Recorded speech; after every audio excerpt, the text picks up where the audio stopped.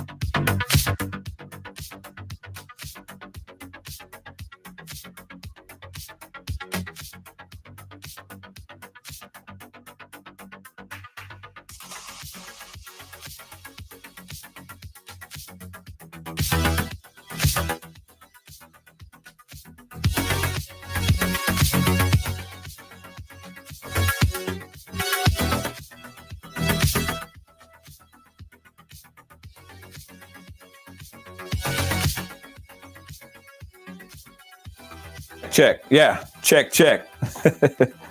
Yeah, I guess you guys wasn't hearing me, yeah? Hope you guys hear me now. Yeah? 1, 2. Everybody hear me good? Everybody hear me good? Give me a thumbs up if you hear me good. Give me a thumbs up if you hear me good. If you hear me good, now give me a thumbs up. I was just testing your guys' ears now. I just want to make sure all your ears clean. I just wanted to make sure all you could hear. Riders.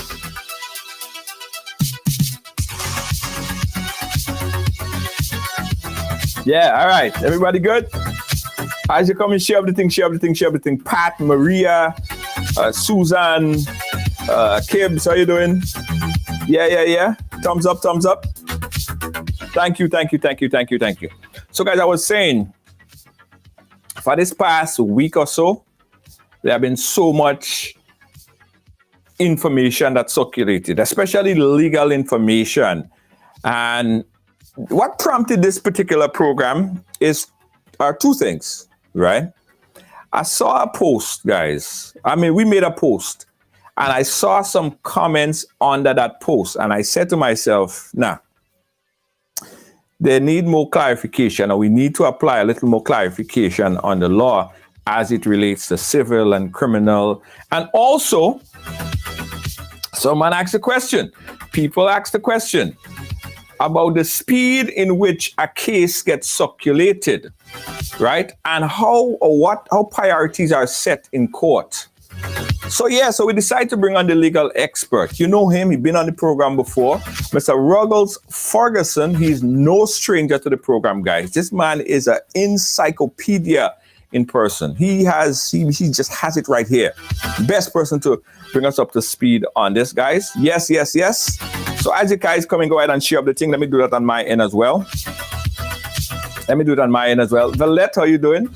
Wendy Charles, thank you so much. Let me share. That's my end as well. Yeah, okay. I know I'm hearing myself.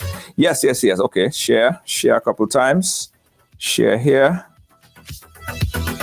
Nakisha Allen, thank you so much. Now listen, all you have to share the program more than once, you know.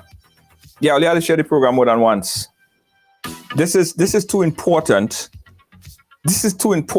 Hey, Pat, how you doing? This is too important for most people not to catch up and see and hear what we're speaking about. So I'm going to share it at least 3 times. Is that important? Yeah. Okay. Hold on. One more time. This one is for good luck. All right, there we go. Okay, guys. So let's get right into it now and bring on Mr. Ruggles Ferguson. Again, he is no stranger to Ridealong Live. Mr. Ruggles Ferguson, my brother, how are you doing? We're not hearing you. Yes. Hi, Junior. Are you hearing me now? I'm hearing you perfectly. Yes. No, perfectly fine. Yes. Hi. Good evening, and good evening to your listeners and viewers. Yes. Absolutely. Ruggles, how you been? I was in Grenada for 2 weeks, and I ain't see you. I don't know if Ruggles in a special part of Grenada. I ain't see you at all. No, well, you would not have seen me because I was out for about 2.5 weeks. I had meetings outside, in fact, in Chicago. Okay. And only returned on Sunday evening. Okay. So I was out probably about 16, 17 days. Oh, so that's why you didn't see me. Yes. I saw everybody else. I'm passing and I say Grenada is not that big. At least if I'm in Grenada, I'm supposed to see Ruggles because he lives somewhere over here. Indeed. I just happened to have duty called elsewhere. Yeah, I hear that. Ruggles, as I was saying at the introduction, right? I find that it was important to have this conversation based on a post that was published on our website, and two very important things I want to discuss. There will be more, but top priority, 2 most important things. Let's start with it, right? I want us to in this recently concluded criminal case between in the Anderson Peters and the Harbor Master case.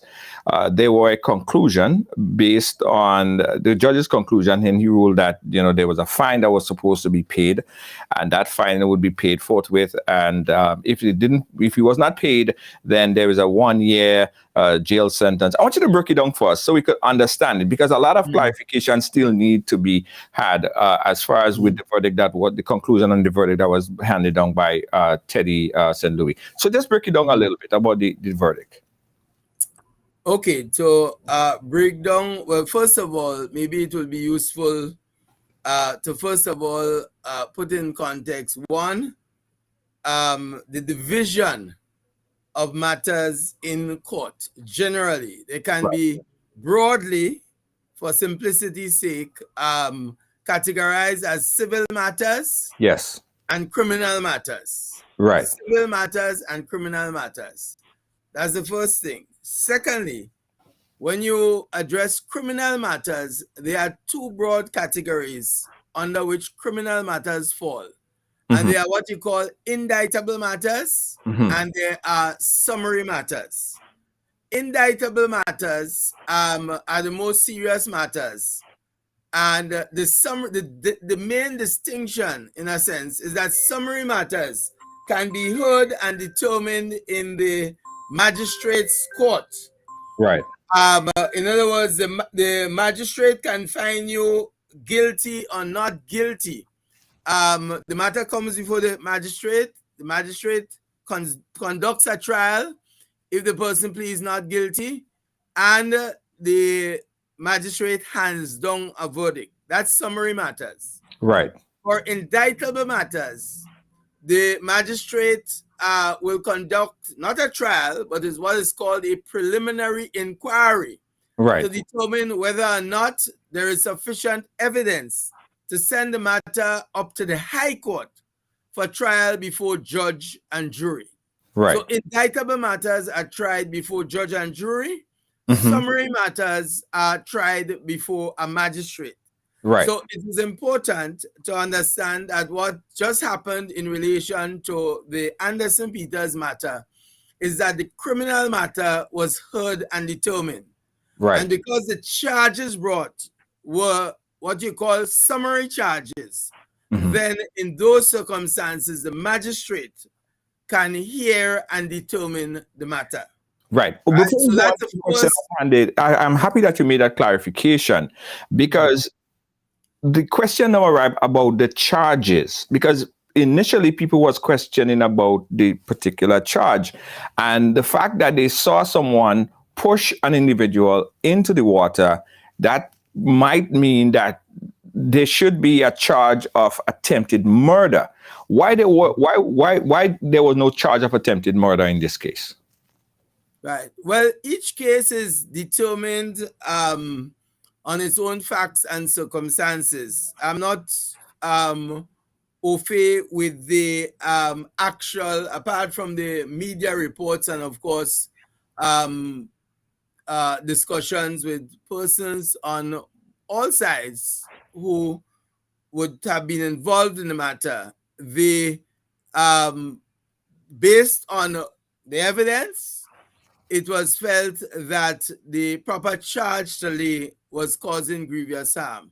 Now, let me just indicate too that in determining what the charge should be,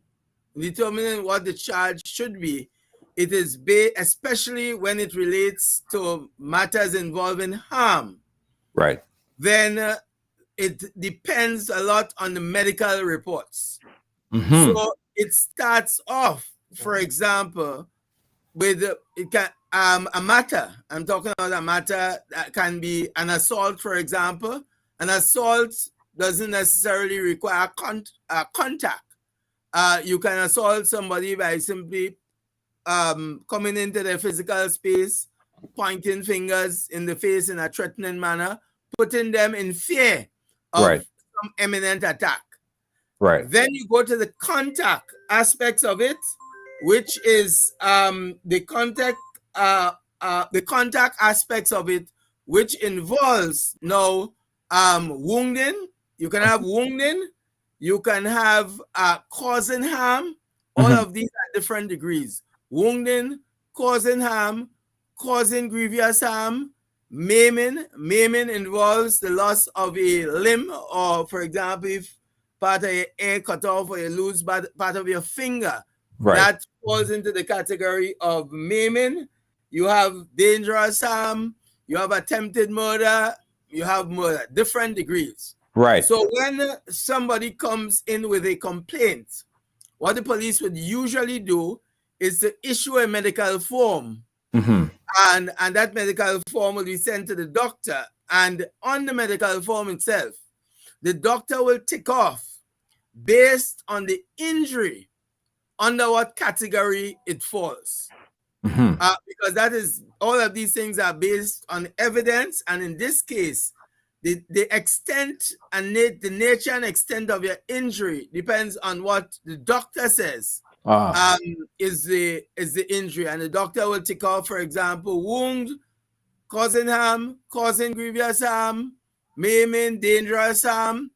Obviously, in this instance, more likely than not, the causing grievous harm because of the nature of the injuries. The grievous harm was ticked off. So Right. in charging anybody, the police, for example, are not experts in medical issues. the prosecution by themselves are not experts in medical issues, and that's why what the doctor says and how the doctor categorizes the injury, then that would inform the charge. Okay. Because then if you bring another charge, then it can be challenged based on what the medical evidence actually shows. Right. So, but let's look at this case here in particular. The medical evidence would show that there was some grievous harm, but there was also a point in the physical contact where said person fell into the sea or was pushed into the sea. Would that medical report would that be on that medical report? Or then it would be, or the prosecutor would then have to look at the occurrence to insert that into the charge because he was pushed into the sea. Right. The latter, whatever the doctor's report is based primarily on what his or her physical examination shows. The doctor would not get involved in the actual surrounding circumstances. That is a matter for the prosecution, piecing together, one, the actual harm, right, and two, the circumstances that led to the actual harm. So so that's where it depends on that. So in these circumstances, whatever the circumstances and the evidence in the possession of the prosecution, in their wisdom and judgment, they determined that the proper charge to bring was causing grievous harm. Right, and no prosecutor would go in or put a charge that they know they can't prove. Like they have to at least have the bar set. Like they won't put attempted murder and try to go through the attempted murder if they don't have enough evidence to back up the attempted murder charge. Because if they fail on the attempted murder, then the person could just walk free because there's no other charges. Precisely. So in other words, it depends on it all depends on the evidence. What that evidence is, because remember, laying a charge is simply the first step. At the end of the day, when you come to court now, you have to establish. And in criminal charges, for criminal matters, the onus is on the prosecution to prove the case. A defendant can simply go to the court and say nothing, because he has nothing to prove. He can disprove, but the onus is on the prosecution to bring the case, to prove the case against the accused. So the prosecution has to be very careful, very cautious, because everything can fall down if it's not supported evidentially. Right, and it's important because we had another lawyer on the program here, and he was making the same point that it's important that you examine the charges and if you have the evidence to back up those charges. So I'm happy that we bring it up, and we're speaking here, guys, again with Attorney Ruggles Ferguson, and the first aspect that we're speaking about is the criminal. But there's another aspect, as Ruggles said earlier, to this case, which is the civil, and we're going to talk about that a little bit later. We also open up the phone line, guys. The number is on the screen if you want to call in to ask any questions, or if you have anything that you want to insert, you could call in. The number again, 718-701-5720. Now, in the case of Anderson Peters' criminal case, causing grievous harm, what does the prosecution have to prove? I want you to, if you say it, I want you to give a clarification again. What exactly that they have to prove? Is it that they made the contact? Is it that it was an antagonizing situation? What is the proof the burden of proof for the prosecution in this case? Okay. So, in fact, let me approach it from your last statement, burden of proof, because that is an actual feature that has to be proven. As I said, first of all, the onus is on the prosecution to prove the case. So first principle, an accused can go in a court and say nothing. Right. He doesn't have to contribute to or assist the prosecution in establishing the case against him or her. Right. So the prosecution has to prove the case, and that is what is really burden of proof. The burden of proof is on the prosecution to prove the case against the accused. So that's one principle. Second principle, as a concept, you have standard of proof. So you have burden of proof and you have standard of proof. And the standard of proof in criminal matters is beyond reasonable doubt.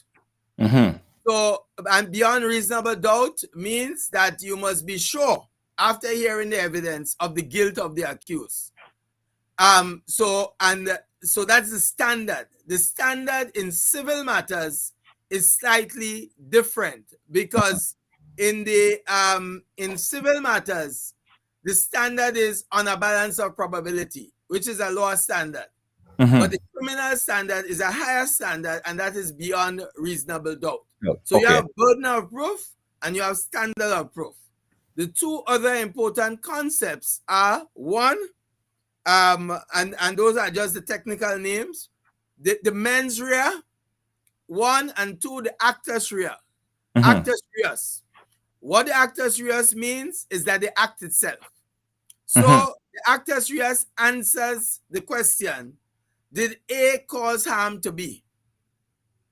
So if, for example, is a stabbing, is a shooting, is a big stone, whatever, did A stab B? Did A shoot B? Did A stone B and injure him? Right. So if the answer is yes, that answers the question that the act was caused by B. Now, secondly, the other element that has to be proven in a criminal matter is that the mens rea, which means the intention, Right, caused the act. And in other words, okay, did the person pelt a stone and it hit B, but it was really intended for C as some act of self-defense as to what C was doing. In other words, was it an accident or was it deliberate? Yes. Right? These are factors because you can have the act being done. Right. But the act can be justified in law as being one in self-defense. Yes, I did it, but I did it in self-defense. What if the act is provoked or is said to be provoked or could be established was a provocation on B? So A had some kind of provocation on B, B did something to A, and that's what happened. What consideration is taken then? Okay, important question too, and different concepts. So let us contrast, for example, self-defense. Right. As opposed to provocation. Self-defense is a complete defense because an individual has a right to defend himself from an attack, and in doing so must use reasonable force. Provocation, however, is not a complete defense. Provocation is what is called a mitigating factor. A mitigating factor. And so it does not offer a defense. It puts the incident in context and is more important. Let's say in the case of murder, right? In the case of murder, provocation reduces the offense of murder to manslaughter. Oh, but it is not a complete defense. It's not a complete defense. Right. And provocation is used in not in establishing liability, because you can be liable even though provoked. You can be liable. However, in sentencing, the issue of provocation will be taken into account in sentencing, but not in determining a person's liability.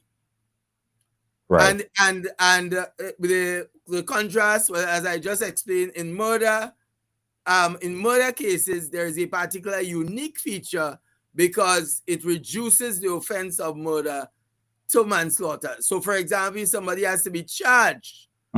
There's a killing and somebody has to be charged. And based on the circumstances of the killing, there was provocation, and provocation has to meet the test of law. Right. Not just anything is a provocation. It must meet the test of law. That someone was provoked to the extent that he or she lost his or her self-control, and was not master of his mind at the moment that the act was conducted. So even the law defines what is provocation. Provocation in speaking just as a manner of speaking versus provocation as a legal concept. These are two different issues. Right. But it is taken into account, like in charges like these, when sentencing. Right. Okay, the person is guilty, but let's examine the circumstances, whether there are any mitigating factors that can go in favor of the person. What about the use of force, right? And the use of equal force? If someone were in self-defense or provoked to the point, and based on the provocation or based on the self-defense, they then get a group of people to assist in the defense, or they use more force, or they use a baseball bat, or they use a hammer or whatever. Could that be used as a self-defense in court? Right. Well, again, it depends on the circumstances and how you have phrased the question. Mm-hmm. In other words, in defending oneself, one must use no more force than is reasonably necessary. Right. In the circumstances. So, for example, if somebody is attacking you and you manage to overpower that person and you knock that person cold out on the ground and the person is lying on the ground, right? Mm-hmm. Good up to there. Now, if after the person obviously is not in a position to continue the attack and you stamp the person on the head, mm-hmm. then that is going beyond what is reasonably necessary. In other words, the principle of proportionality, that somebody attack you with a fist, for example, and then you pull out a gun and just shoot them, right? Yes, you were attacked, but is the force proportional to to the attack, right? Is your self-defense, and that's where the different the fine lines, in other words, the fine lines come into play. Right. So we saw in the same video here, we're talking about in the criminal case, we have Anderson Peters was attacked and his brother Keaton Peters was attacked. But we had Anderson Peters, they being charged for grievous harm for Anderson Peters, but only harm for Keaton Peters. What is the differentiation if you get into a brawl? How do you know who was grievously harmed and who was just harmed? It goes back to the medical report, Junior. It depends on the nature. So, for example, in relation to Anderson Peters, I was advised among the injuries that he may have suffered would have been torn ligaments in the region of his ankle. There were some issues with the cheekbone and so. Okay. So it's all a nature of injury Okay. matter. If, for example, there was the loss of a finger, and I'm just using this as an arbitrary example to illustrate the point. If there was the loss of a finger or a piece of a finger, that would have been maiming, right? Mm-hmm. The charge would have been different in those circumstances. So it all depends now on what the actual injury is, or injuries. Right. So what it says on the face of it would have been the fact that one was charged with causing harm and one was charged with causing grievous harm. It means that the other person was not injured as seriously based on degree, no, purely on degree. To the causing harm guy, the Peter's brother, would not have been injured to the extent of categorizing it as causing grievous harm. Okay, good information, excellent information. I myself learning a lot, and I hope people are taking advantage of this information here as well. Let's look at the sentencing guidelines now in the criminal case, right? People were very upset that, and when they look at it, like, how come they only charge this man $3,500, and what $3,500 could do? And only $2,500 for kidding. What $2,500 in all they were paid $5,500 per person. What is the sentencing guideline? And explain the sentencing guidelines for us. And what does the judge have to? What does the judge have to stay? The margin that the judge has to stay within in order to sentence in case of grievous harm and harm. Okay. Well, broadly speaking, in terms of sentencing, no, that falls under a different regime now. Mm-hmm. So the first one is, are you guilty or not guilty? And maybe it might be useful at this point, based on part of the focus of the program, to say, because the accused pleaded guilty, there was no need for a trial. Right. So once you plead guilty, then the next stage is sentencing. If you plead not guilty, the next stage is a trial. And at the end of the trial, the magistrate or judicial officer, in this case, a magistrate, determines, after hearing all of the evidence, whether you are guilty or not guilty. If you are not guilty, then you are free to go. You are discharged. If you are guilty, then it goes to sentencing. So a guilty plea or finding of guilt by the court always leads to the next stage now, which is sentencing. And in sentencing, maybe to make it as simple as possible, one, a court considers certain factors, and in this case, we have sentencing guidelines, which were only introduced in 2019, 2020, for several different offenses, sexual offenses, murder, causing harm, and so. Now, the starting point one has to understand, in criminal matters, when there is a charge, one has to understand whether it's a summary charge or an indictable charge. Right. As I indicated earlier, but secondly, and very importantly, the law sets out what is the maximum sentence if the person is found guilty. Right? So in this case, causing grievous harm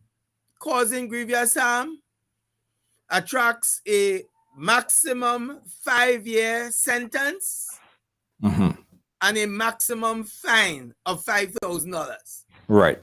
So that, those are the measuring rods. Right. $5,000. In other words, the magistrate can fine more than $5,000 because he is restricted by the law as to how much he can fine. Right. So $5,000 is the maximum fine. 5 years in prison is the maximum prison sentence. And that's based on his discretion. That's based on just him deciding whether he want to give jail time or a fine or both. Well, it's not so much of a discretion now because of sentencing guidelines. Right. But I mean, you have actual guidelines where and how you apply the guidelines. But to put it probably broadly, so and avoid getting into too many technicalities, Right. the what a court looks at is what you call the mitigating and the aggravating circumstances. They would weigh the two, the mitigating and the aggravating circumstances. What are those? What do those concepts mean? In mitigating, the mitigating circumstances are those that are favorable to the accused person. Right. The aggravating circumstances would be those that go against the accused person. So, for example, the issue as to someone being thrown into the water, that's an aggravating circumstance. So, for example, if and just to use a contrasting mitigating with those same facts, somebody falls to the ground and immediately the attacker seeks to assist that person or to get assistance immediately. That's a mitigating factor. Right. Okay. Right. So yes, the act is done, but what happens before and what happens after, right, are all taken into account. I got you. So and it is important too in understanding context. So first of all, the starting point is that the maximum sentence is one that the court cannot go behind, right? Above right, that sentence. So the magistrate's hands are tied with one as to a prison sentence that can be imposed or a fine that can be imposed, because the law lays it down. Secondly, maximum is maximum. It doesn't mean when somebody is found guilty, then the maximum will be applied. Right.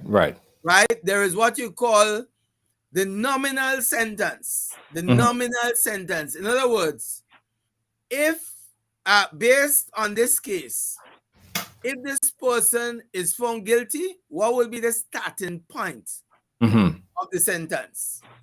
Would it be 3 years, for example? Because remember, the 5 years is a maximum.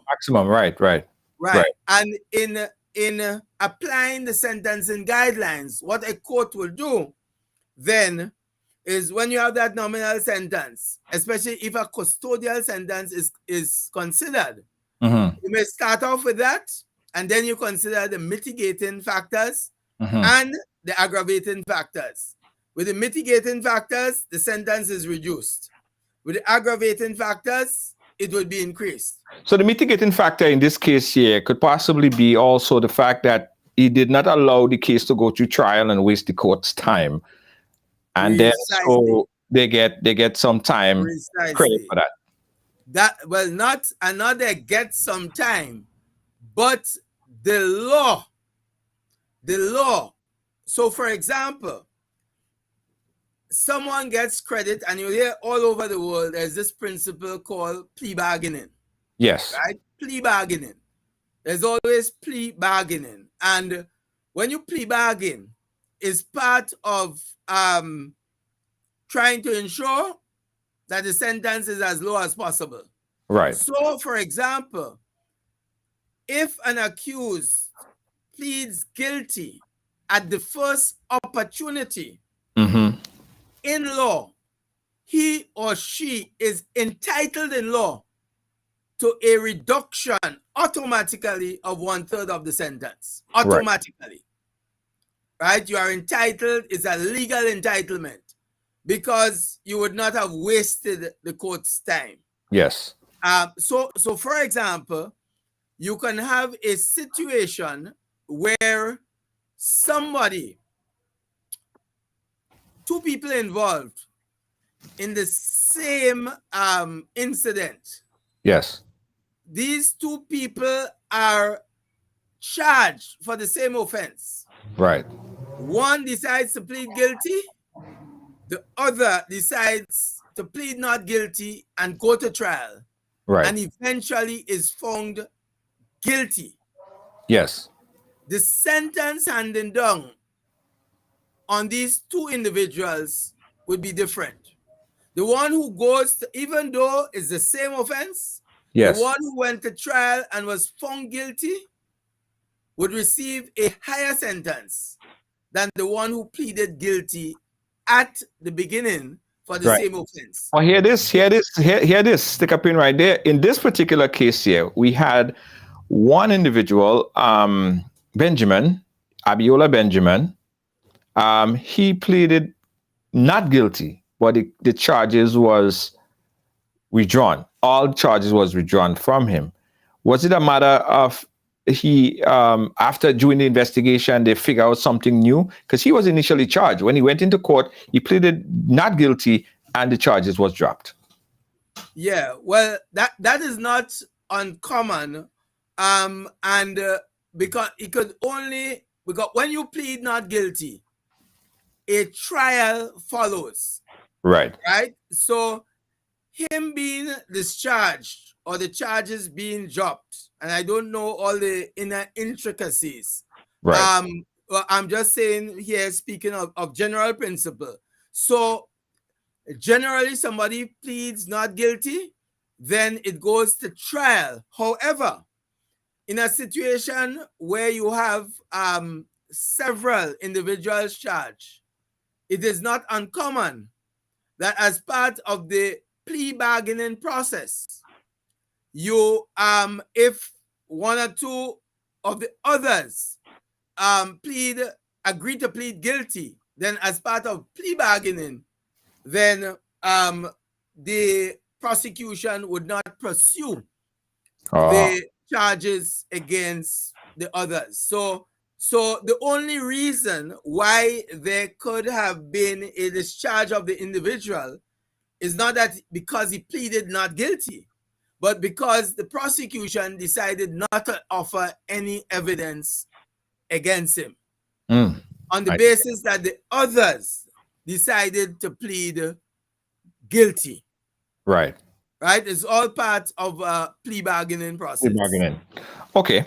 Our next question here, guys. Listen, this is great information because, as I said, we saw so many comments and people taking the whole process way out of context. And I really wanted to have this discussion here with a legal expert. And I'm happy Mr. Ruggles Ferguson took the last minute time that we called him just a few minutes ago, and he decided to do this. So I'm really appreciative of this, to give education to the legal process. So again, Mr. Ruggles, we really appreciate it. Now, in the criminal case, in this criminal case here, the four individual was fined $5,500, and after that point, they was then able to leave. Where does that $5,500 go? Who gets that? Who gets that money? Is it Anderson get that money, or the court gets that money? Right. Yes, an important question that usually creates confusion. No, when you are fined, right? When you are fined, that money goes to the state, right? That money goes to the state. A court has the authority to award compensation to. So, for example, for any criminal charge, especially summary charges, there are a range of sentencing options, including imprisonment, including fines, including compensation, including bond, reprimanded and discharged, a host of them. But when you are fined, it goes to the state. If you are awarded compensation, it goes to the individual. But in these circumstances, more likely than not, the virtual complainant, in this case Anderson, would not have wished to accept compensation because he has a separate civil matter pending before the court. And Right. that's why I started off by saying that the law is divided into two broad areas. Yes. It's much more it's much more intricate than that, but I'm just for simplicity's sake. Say civil and criminal. And in this case, when a criminal charge is laid, it's an offense, it's in relation to offense against the state. So for example, if you look at the charge sheets, in this matter, the charge sheet will show Commissioner of Police versus A, B, C, the accused names, not Anderson Peters. Right. Anderson Peters in the criminal matter would have been the Anderson Peters would have been the virtual complainant. So he's merely a witness in the criminal matter. Right. Right? Because the criminal matter is brought by the Commissioner of Police for an offense against the state. Right. However, in the civil matter, it is his private matter against the individual. He can discontinue it, determine what in a settlement, what he wishes to accept. And in the civil matter, he's seeking compensation for his injuries. Right. So that's why most likely compensation would not have been considered in this matter. Because there is a separate civil matter pending. So being a virtual complainant in this particular matter here, he doesn't even have to be there necessarily. He's a virtual complainant. Does he necessarily be in court? Well, not necessarily, unless he wishes to make an intervention or he has to give evidence. If he has to give evidence, then he has to be in court. Right. But because there were guilty pleas, there was no need for him necessarily to be in the court. He could have been excused from being present in the court. Right. Because when there is a guilty plea and there is no evidence, what the prosecution simply does is to read the facts based on the investigations, read the facts before the court. The prosecutor gives those facts. The virtual complainant does not necessarily have to be there, neither the witnesses. They don't have to go in the box and give evidence. In contrast with a trial, if there was a trial, then the witnesses will have to go in the box to give evidence in the course of the court being able to determine whether or not the accused are guilty or not. In the trial, I was trying to pull up the exact quote, but during the sentencing on Wednesday, the magistrate, Teddy St. Louis, said something to the effect, and I'm not quoting right now, he said something to the effect that where is Anderson? He was absent from there. So it kind of people was asking the question, well, if Anderson knew he had to be there, why wasn't he not there? Because the judge, the magistrate actually asked for him. Right. And it's always, and this is just a personal view. Because of the nature of the case. Right. It's the court would have loved to have him there. I would think it's not that it is necessary for the court to conduct his business that he be there. But sometimes in sentencing, there is something called the victim impact statement. Right. And even at times the victim or the virtual complainant might wish to say something. And the court takes that into consideration in sentencing. If you are not there, then there is nothing said and the court does not necessarily take your view, or the court is not given the opportunity to hear from you. So I suppose it is in that context that the statement was made. Not that it was necessary for him to be there, but more so it would have been good for him to have been there. Okay. All right.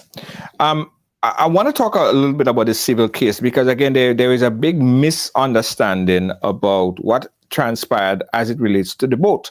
Now, the boat is now docked at Port St. George, right at outside of the port right there, and it's been there since the lawyer representing Anderson, Mr. Derek Sylvester, had a notice that was attached to this, so the boat can't move. Seizure notice, so the boat cannot move. But it is important to note that has nothing to do with the criminal case. That is for and as relating to the civil case. So even if the guys and them were fined and they paid a fine, the boat is still arrested. The boat is still docked until they work out the resolution between the civil case to release the boat. Right? Those are two completely different cases. In this case, the aim of the criminal law is to punish. The aim of the civil law is to compensate. Right. So we issued the matter with the seizure of the boat. In fact, an action has been taken against the boat and is what you call an admiralty action against the boat itself. Because the incident happened on the boat. It was an activity, public activity taking place on the boat. So courts have what you call different, and the technical term you would hear jurisdiction. A court will have different jurisdictions. So, for example, if it's a divorce, that is dealt with in the family jurisdiction. If it is a constitutional matter, that will be dealt with under the constitutional jurisdiction of the court. If it's, in this case, is brought as an admiralty action, it's an action against the boat. So the boat has been arrested in that action. It can be open now, just as you apply for bail for an individual, somebody who is charged with an offense, you apply for bail, then it is open to apply for bail for the boat.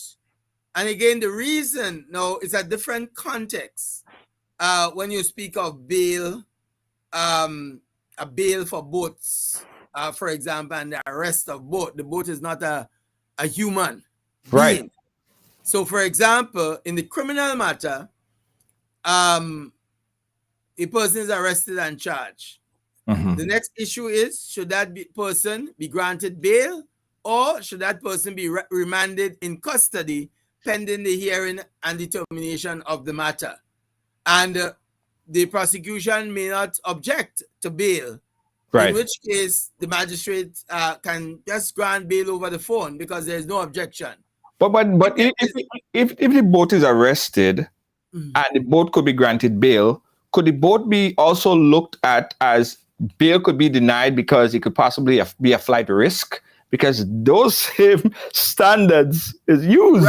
Individual. But flight risk, again, in a different context, because an action is brought against the boat. Remember, the boat is not registered in Grenada. The boat is not a Grenada boat.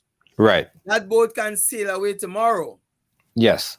If, for example, then Anderson Peters, the civil claim is determined. All the Trinidadians are back in Trinidad. Yeah. And the boat is in Trinidad. There's nothing to enforce any judgment against. Right. Because everybody could go in Trinidad, back to Trinidad, not put in a defense. You could get a judgment and it ends up as a paper judgment because you have nothing to enforce against. And in the civil matter, the boat being arrested is in the context of that. So, for example, there's all, these different concepts, security for cost. I suppose what any negotiation that will take place, part of it, if the boat is to be released, then a court and the other side would want to be assured that if we get a judgment, how do we enforce it? Right. And there are different ways to do that. Monies can be paid into court, different ways. But it all depends on the circumstances. I'm just simply saying what, from a procedural standpoint, what can be done and the reason for arresting the boat. The reason for arresting the individuals is because there was a criminal charge pending against them. The reason for arresting the boat, however, is to ensure that in the context of a civil claim, and that's why a civil claim was brought before the arrest of the boat. It wasn't just arresting the boat. So you actually file a civil claim in the court and you say, listen, court, we have a civil claim here. If we get judgment in our favor, these are non-nationals. How do we get our judgment enforced? Right. If the court awards X, how do we get X? So, so all of these factors. So it's in that context that the boat is seized. But then, you know, there are several other factors, maybe too confusing to explain in a short period of time. Right. But the boat can apply for bail for the boat, that as one can apply for bail for an individual.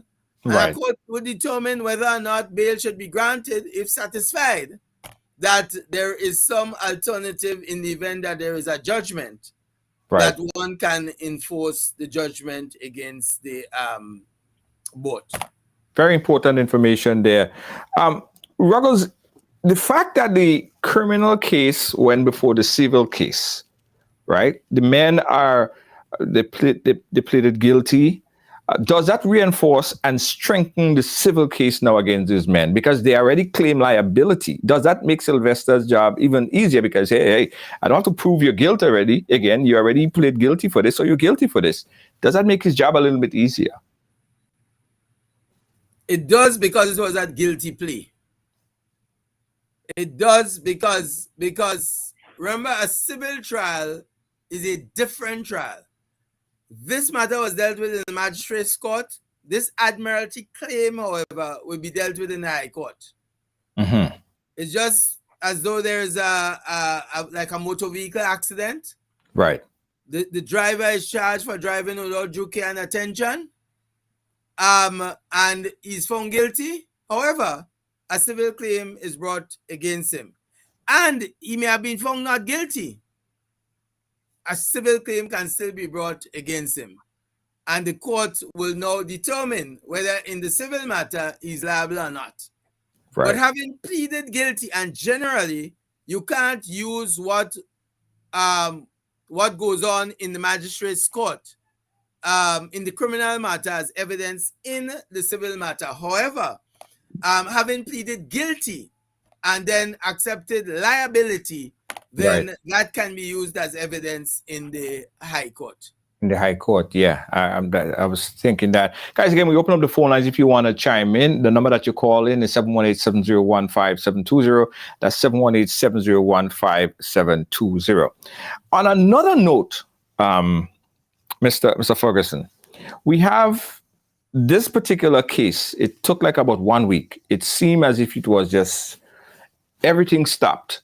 And this case was able to just go through the court. But we already know that there are many other cases that are supposed to be processed, that on hold, that was pushed back. Why did this case get priority in the court? Okay, in this case, first of all, it was a criminal case, and the individuals, when brought to court, pleaded guilty on the first day they were brought to court. So there was no need for a trial.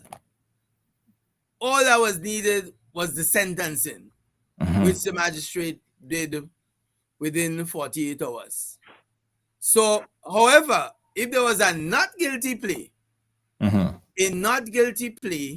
then what you would have, the prosecution will have to disclose the evidence and you have a trial. How many witnesses you have? It would have gone on longer. So cases could be completed within a day. In criminal matters, not a High Court civil matter because there are procedures unless it is settled and there is a consent order among the parties. In a criminal matter, and in this case, the folks were in custody. The folks are not from Grenada, and therefore they had to be brought to court at the earliest opportunity. So, for example, if let us just say, in this case, the prosecution was not objecting to bail. Right. And so the accused persons were released the same night or the day after they were arrested. Then a date would have been given somewhere down the line, maybe October, based on the schedule of the court, to be brought to court, for them to be brought to court for the matter to be addressed. However, once the prosecution is objecting to bail, then an accused person, any accused person, has to be brought to court at the earliest opportunity, because you can't keep them in the station. Right. And the police can't send them in Richmond Hill Prison and say, well, okay, we're objecting to bail. The decision whether to grant bail or not lies with the magistrate. The prosecution may not object to bail, and therefore the person is released on bail. But once there's an objection to bail, so this incident took place on X day, the earliest day to bring them to court, then they were required to be brought to court, because then they will have an opportunity to make a bail application. Right. However, they chose to plead guilty. So, in a sense, having pleaded guilty, there was no need to consider the question of bail pending trial, because there would be no trial. The only issue would be sentencing. And it's a summary matter, so it was dealt with that way. Right. What takes time in the court is when there are trials, because an accused is not pleading guilty, is contesting the charge, and evidence has to be taken. So, and I think we need to echo that, because a lot of people were saying that this case got preferential treatment because of who was involved. You're saying if X, A, and B individual committed a crime on Monday, they committed the same crime on Monday. A is a big time celebrity or someone that is very well known, and B is just someone that is not very well known at all. The court don't take priority in terms of the person themselves. Instead, the earliest convenient date, that's when the court will hear both of the cases. Well, yes, but there may be circumstances where one says, listen, we are asking the court to expedite this matter, especially, let's say if the Trinidadians all pleaded not guilty, and they were remanded in custody, then, and as a summary charge, then courts in their own discretion can seek to expedite these matters, especially because it's a summary matter. Yes. So you would hear in instances, Trinidad, Jamaica, several of these countries where people are in prison, in custody, on remand, pending their trial, and they end up staying on remand for 10 plus years, for more time than if they were convicted of the offense. So what you try to do, a court in managing its docket or the matters before it has wide discretion to say, well, listen, this is a matter we should seek to try to dispose of. There's several factors involved, and therefore you put it on a priority list. But it depends on several factors, because a court always seeks to clear as many matters on its list as possible, and if an opportunity presents itself to do so, then a court would do so. But it does not necessarily mean because it's X or Y involved, that then it's preferential treatment per se. Right. I think that is very important that people understand that. In fact, the whole discussion I think is important and very timely, because they would let the viewers have a broad appreciation for the decision that was handed down, the reason for the decision, the time frame for the decision, and the civil case versus the criminal case. Now, the civil case has not yet been finalized. The It's still conclusion pending. is still pending.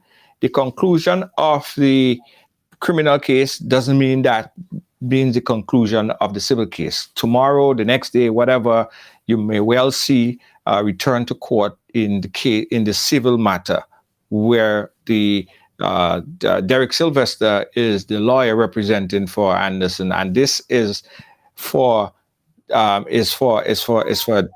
for damages.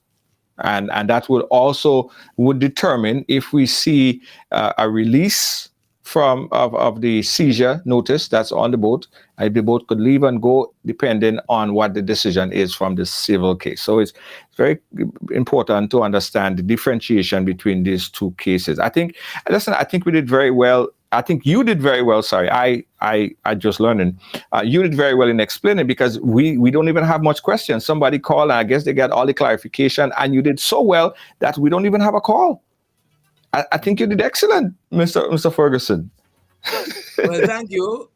It's important to, you see, there are a lot of little fine things, because I remember in one of the reports that there was a report of the individuals being brought to the High Court, for example, and the High Court is a different court. That is the Magistrates Court. And why the Magistrates Court? Because it was a summary charge. And even though it's an indictable or more serious charge, even indictable matters, the magistrate here is what you call a preliminary inquiry. Right. Unless the accused agrees to a paper committal, and therefore you have no inquiry, you just have a paper committal, and it goes up without the witnesses having to go in the box. You use their statements. Yes. Then the magistrate will have to conduct something similar to a trial. But it is not, the magistrate does not have the authority at the end of it to find the person guilty or not guilty, because it's an indictable matter. The authority of the magistrate in those circumstances is to determine whether sufficient evidence has been adduced at the preliminary inquiry. Yes. To make out a case for the accused to answer in the High Court. Yes. If a case is not made out, the magistrate has the authority to discharge the accused. If a case is made out, the magistrate cannot determine guilty or not guilty, then all the magistrate has to do is to send it to the High Court for determination now before trial and jury. Absolutely. I listen, I can't think of any other question. I think we went through the whole list of things that people was asking. Of course, if we give everyone 2 more minutes, if you want to call in, this is your final opportunity to call. The number is on the screen, 718-701-5720. And again, this whole conversation was prompted because there was so much misinformation that was shared on social media in regards to this particular post, involved in the legal sense, and not what happened, not who said this and who saw this, in terms of the legal conversation, what is happening now. So we now understand, guys, there are 2 cases that we're talking about, the civil case and the criminal case. The criminal case just concluded. The 4 men was found guilty. They were charged 5,000. They pleaded guilty. Yes. They pleaded guilty. Guilty, found guilty. The plea guilty was sentenced. There was to pay $5,500, and that funds that doesn't go to Anderson; it goes to the state. That was another question that you guys was asking. Mr. Ferguson explained it right here. So again, we'll give you guys about 2 minutes. If you want to call and ask any further question, you could feel free to do so. But I think we covered a lot of grounds here today, Mr. Ferguson. Any last thing that you wanna put in there that you deem is important for audience? Well, just to say that, again, public legal education is always important because there are so many technicalities and niceties in the legal system that would not be readily appreciated if not explained to the public. And it's important in this in these circumstances, very unfortunate, involving Peters, that the criminal matter is now determined, and that was determined in the magistrate's court. It's now over to the High Court, different rules and procedures to determine the civil claim against the boat, and that's why it's brought in what is called the Admiralty jurisdiction, because it's an action against the boat. You can take, in the Admiralty jurisdiction, you can take actions against the boat. Had it not been in the Admiralty jurisdiction, for example, the boat could not have been arrested. But the whole idea, when stripped of all its technicalities, what the civil claim would be determining is how much compensation should be awarded to Anderson Peters for the injuries he suffered arising from the incident, and the court now would have to apply its principles in compiling the compilation of damages, how much damages to award. So, for example, in his case, he's an athlete. He's not just an athlete, but a world-renowned athlete who is participating in he's in the middle of several international competitions, and where he is actually not just participating, but winning. Yeah. And so quite apart from the injury and compensation for the injuries, the bigger issue here is what was the direct result of those injuries. The fact that he could not compete in international competitions, and therefore that is where you have differences now. Somebody who just gets an injury in those circumstances, that could have been dealt with in the magistrate's court by the magistrate, the parties agreeing to some kind of compensation, and that will be the end.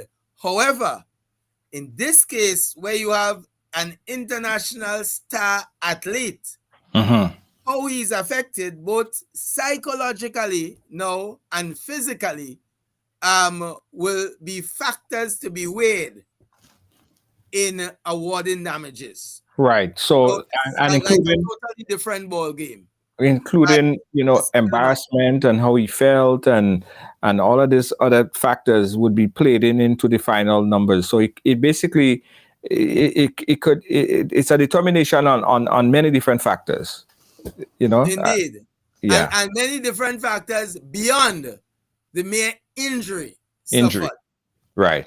Yeah. Hopefully those injuries are not of a permanent nature. Hopefully there are some transient or temporary nature where he is able to compete and do Grenada proud as soon as possible. Hopefully that is the case. Yeah. But those are considerations for the civil matter. We got one last question here. Kibbs is asking, so are they allowed to leave Grenada with pending civil case? Yeah, sure. Remember, the civil case is really against the boat. I know sometimes it's hard to grasp that concept. The civil case is against the boat itself, because they are all what you call agents now. Agents. It was the boat cruise. It's a registered boat, and the injuries were sustained during the course of an activity on the boat. So the compensation is not really for the individuals now, it's for the boat itself and, of course, by extension, the owners of the boat. Yeah. All right. Very clear. Thanks again, Mr. Ruggles Ferguson, for your very in-depth analysis and information on this case. I think we were very well served to the audience. Again, we'll keep in touch, Mr. Ferguson. Thanks again. Sure. Thank you. All right. Take care. All right. Bye-bye. And good evening all. All right. Nice. Yeah, so that was Mr. Ruggles Ferguson, guys. Can't get any better than that in terms of the information, guys. I believe that they probably any questions was said here today, because I think Mr. Ferguson was very, very clear about it. Again, this whole conversation was prompted because of some posts that was, a series of posts that was made, and I realized that people really didn't have a full in-depth understanding as to what's happening here in terms of the civil case and the criminal case, and I thought this was necessary. And hopefully going forward we'll have a better, broader understanding of it. And again, I appreciate Mr. Ruggles Ferguson time. It was just about an hour ago we contacted him, and he decided to give us at least an hour to explain it in complete details. So from here, guys, the criminal case is completed. Going forward, we'll hear more information on the civil case. And that is basically against the boat and the owners of the boat. We'll hear Mr. Derek Sylvester possibly making appearances on this platform, other platforms, or speaking out about it, and you'll be like, but wait, no, I thought this case finished already. Yes, the criminal case is finished. The civil case now is in full effect, and they are suing for damages, right? They are suing for damages. So the $5,500 that was fine for in the criminal case, that has nothing to do with Anderson, right? That in fact doesn't even go to Anderson. That $5,500 per person that was charged, that goes to the state. All right, the civil case. That's what we're looking at now. The civil case. All right, the civil case. Okay, thank you, guys. I'd like to thank our sponsors and everyone who made it possible so we could be here today. Let's take a quick word from our sponsor. I'll come back with my closing thoughts. Don't move.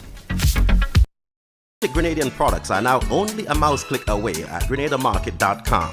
Nutmeg and guava jams, jellies and the syrups, world famous nutmeg pain relief spray, black sage, soursop, lemongrass, and bois bande bar. Ordering is simple and friendly. All major credit cards accepted. Safe, secure shopping guaranteed. GrenadaMarket.com ships your product anywhere in the world. So when you can't go to the island, the products off the island can be sent to you. Just log on to www.grenadamarket.com and experience our quick delivery and homely service. Make this carnival a special one at Spice Isle Jewelry. Get up to 40% off our collection of silver and gold jewelry with purchases above $115. Visit our 2 locations on Grenville Street, St. George's and Spiceland Mall Grand Dance, and see our fine selection of traditional West Indian bangles, necklaces, earrings, rings, and our unique handmade pieces. Step into Spice Isle Jewelry and shop in air-conditioned comfort with friendly, helpful, and courteous staff. We also pay the most for scrap gold. Our repair service is second to none. Treat yourself or someone special with something special from Spice Isle Jewelry. Serving you since 1986. Call us on telephone number 440-3155 or 440-6648. Sale ends August 31st.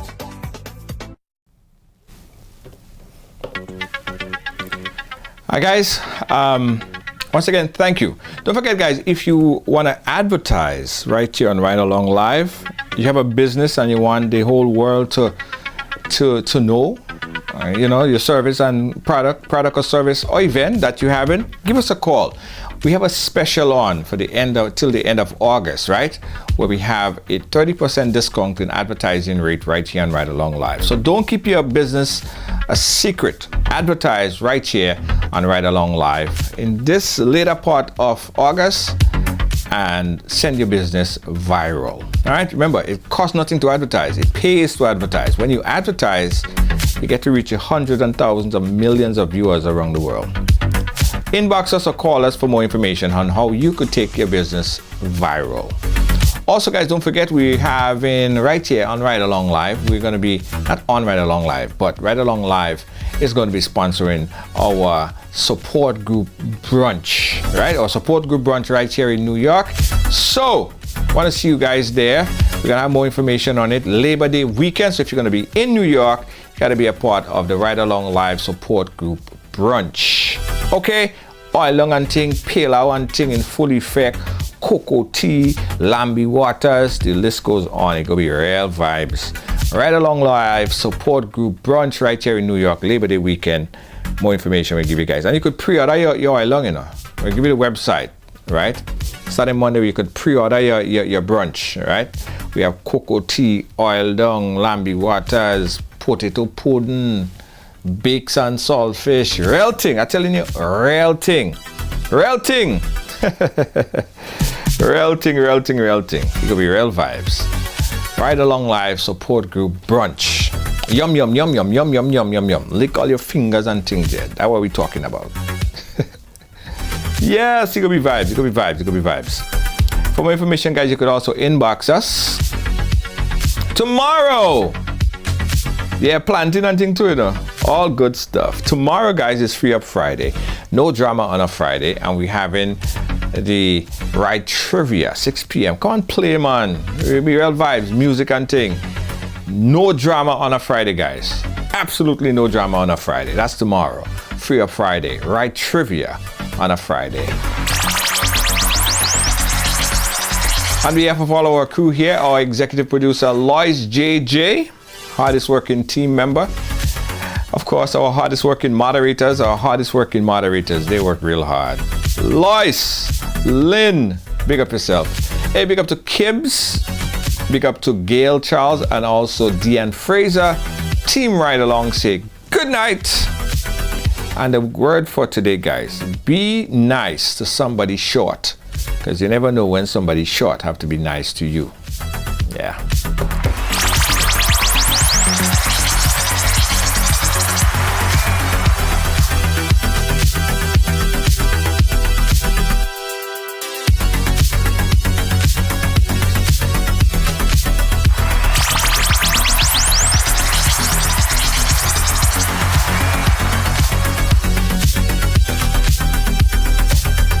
Guys, this Sunday, Grenada Day in New York, and of course, Ariza will be in New York for the Grenada Day.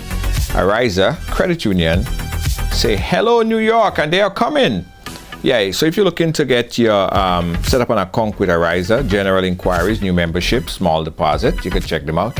You got to bring a Grenadian or CARICOM ID, passport or sign, and also a signed job letter or salary slip, US $100, proof of address, utility bill, or bank statement. Sign up with Ariza Credit Union. They're going to be in New York for Grenada Day. Yeah, looking to see you there.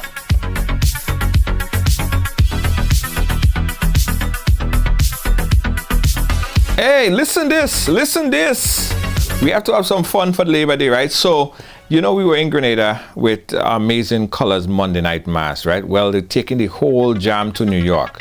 We're taking the whole jam to New York, guys, for Labor Day. So it's all about Amazing Colors, the trilogy, New York City, right? More information coming soon, where you can get your packages to be on the road for Labor Day. Real vibes. Stay tuned to this platform for more information. So if you ain't going to be in New York for Labor Day, we want you to play Monday Night Mass with, not Monday Night Mass, guys. Play Mass with us on the road. We're going to be teaming up. We're going to tell you about the band we're going to be teaming up with. All the information, guys, coming soon. It's Amazing Colors Trilogy package for Labor Day.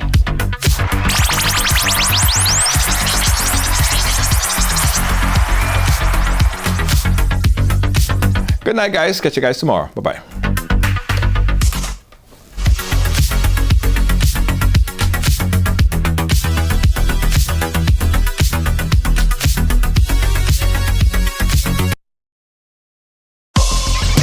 Well, it's on Ridealong, so it's happening. happening here? Came over here. What does it mean?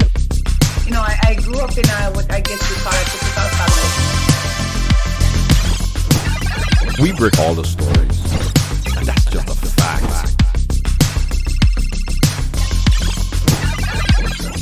And that's why everyone has a story to tell. Ridealong live, I mean, yeah, it's a real deal.